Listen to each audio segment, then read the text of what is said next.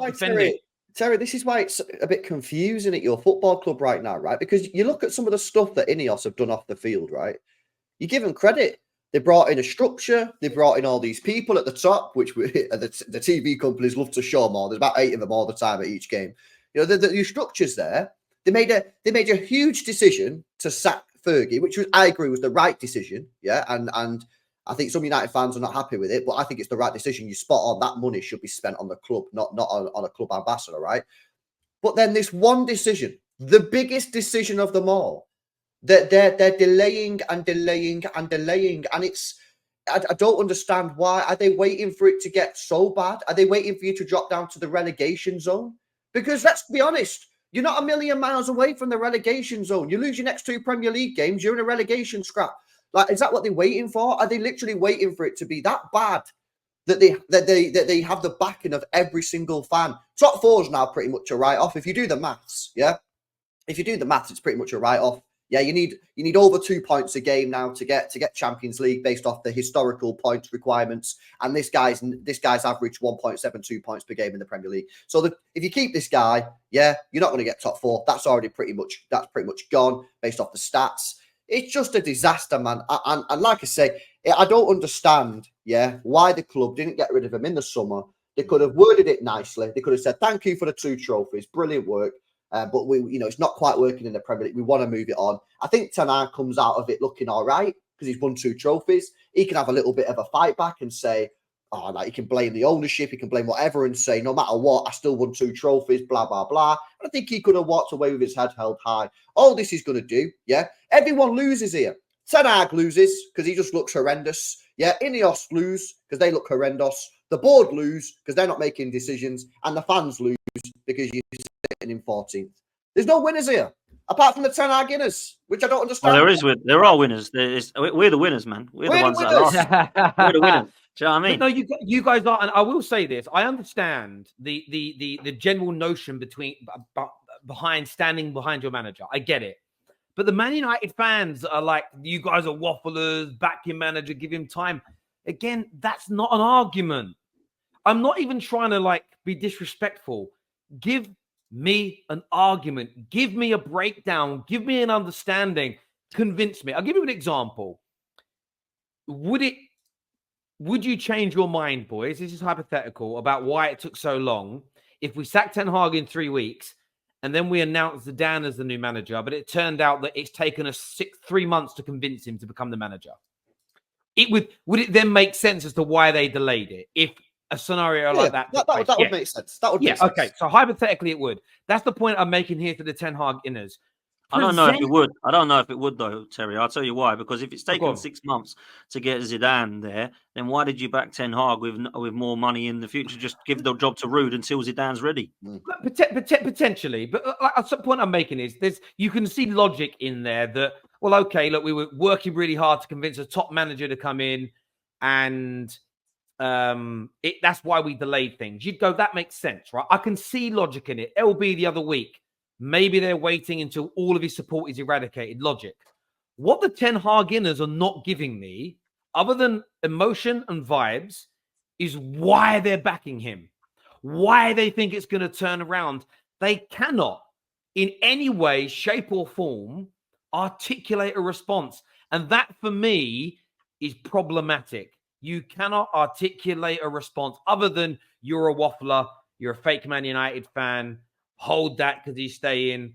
Hold what? You're celebrating the fact that we're going to continue going backwards. That's weird to me personally. Maybe I'm wrong, but that seems weird to me personally. It's crazy. Super chat here says, everything you guys have said, we done that before. Made statements with managers and players. You'll ridicule us for it. We need to do something under the radar because every time we go big, it fails. No, but what I'm saying is, I'm not saying that. What I'm saying is, if you go big and you get the elite manager, there's a new structure now. It's not just Glazers throw a load of money and we don't care where it's spent. The money that is being provided by them is now being spent wisely by footballing men under an elite manager. That is why it will be different than last time. Because when you had Jose and all of these elite managers you want to call like Van Gaal and stuff like that, they were not in the same there was not a similar regime. Jose Mourinho left there saying it's a toxic place. And it won't be anymore if you get these people that you believe are going to be the right regime. So get the elite manager in. You're not going to do it with Ten Hag, man. Go and get us, like LB says, one of those names. That's what Can I I also say as well, yeah? Can I also say that for me, when I hear United fans say, yeah, but we've tried this before sacking managers. The problem is every manager you've hired has been the wrong one, right? So let's start off. You let Fergie go, right? What should you have done when Fergie left? You should have got Pep or you should have got Mourinho. Yeah, what did you do? You got David Moyes. So that was an L. Yeah, after that, you got Louis van Gaal. Completely different style of play. Yeah, completely different style of play. Then you sacked him and got Mourinho. Guess what? Different style of play again. Yeah, after that, you got Ole Gunnar Solskjaer. He should never have been in the job. Yeah, you give Ragnick the job for a little bit, and now you got Ten Hag. Yeah, half of these managers were never good enough to be at United in the first place. Agreed. Ole should never have been in a job there. David Moyes should never have been in a job there. Ralph Ragnick should have never had a season, 29 games or whatever. Yeah, the only managers, in my opinion, on that list, yeah, that were legit were Louis van Gaal. Even then, I still don't think he was quite good enough, but he had the CV, and Jose Mourinho. Ten Hag was the gamble. Ten Hag was you got him from Ajax, boys. You got him from Ajax. It was a gamble. It was a complete gamble. And guess what? It's not really worked out. It's not been a complete disaster because you've won 2 trophies, but it's not worked out.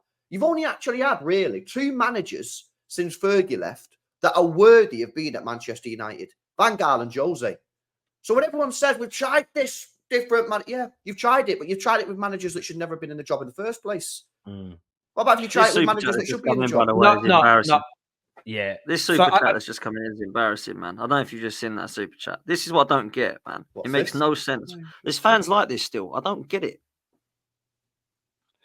It makes that just is mad to me. That is a mad super chat, bro. Listen, the conclusion is INEOS still have faith in him. My question to you then, Johnny, yeah? Why do INEOS still have faith in him? You're 14th. Yeah, it's the worst start in Manchester United Premier League history, and you finished 8th last year. 8th. Would Real Madrid accept finishing 8th? Would Bayern Munich accept finishing 8th? Because they're 14th now. Bro, this is the problem that I have with United fans. I'm sorry, Terry, yeah, but I've got to call this out, mate, yeah? United fans love to sit here and tell us that the biggest club in the world, and then when they finish 8th, they want to be like, no, we'll give him time. Real Madrid would not give a manager 3 years when they finished 8th, and in the second season, the 14th after 7 games. Nor would Bayern Munich. These are the biggest clubs in the world, yeah? And but you guys, you're just like, no, it's fine. Well, then you can't compare yourself to Real Madrid or Bayern because there's not a chance in hell that would ever happen at their clubs. Do you know what annoys me is the reason why I want an explanation is because whether you're on the panel or you're in the comment section, we're having a conversation. And when people say I'm backing him, great. I'm never opposed in life to the what that people say per se. I want to know the why. Because everybody can tell you the what, you know. I want the manager go. What I want, what I like, what I want to do. I want to have a conversation about the why. I want the rationale. I want you to make it make sense. And what you said that INEOS have got faith in him, fine. But I want to know why you believe that's right. Why you believe that is the correct thing for them to do. I am at a loss. So you say, well, I'm not going to give you the rationale. Why would you not? We're not here doing a test for school. And I'm not trying to cheat answers. We're trying to have a conversation. If you, Johnny Sins, know why he's staying and it makes logical sense and there's a big pot of gold at the end of that rainbow, why would you not tell me?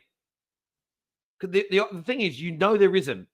It's blind, ridiculous faith. But why? So do you know? Because you're a United fan, so you don't know. Why is it some United fans then are saying, like, give him time? Like, so again, personally, I think the people that do that, typically speaking, it's like a knee-jerk reaction, defense mechanism for, well, if I say the manager, some people view saying sack your manager as you're disrespecting the club. Some people find criticizing their own players to be, yeah, but they're my players. I'm meant to have their back. Yeah, these are the same. So I just look at, some people view the world that way. Some people view the world through the lens of, if I say Ten Hag ain't good enough, then I'm attacking my own football club. Where I think there's a way and how you do it. But as a general rule, if you know someone isn't good for your football club and they're taking you backwards, call it out. That is, I believe in tough love. So I believe that's being supportive. And I remember having this row with Gooners during the Wenger in, Wenger out times. I remember being on AFTV when we used to do Fan Park Live, and There are gooners that would phone in and say, Terry, why are you backing people that are disrespecting our manager? I said, I don't think people are disrespecting Wenger to say that it's time for him to leave. They don't believe Arsenal are going to progress with him anymore, and they're Arsenal fans first. I can see it. It's the same here. You also get some United fans that I do agree that we've gone through too many managers, but the answer to that isn't not sacking managers that are failing. It's finding the managers that are progressing us that you can back. It's so strange. It beggars belief the level of basic analysis that goes into this from fans. It's crazy to me personally.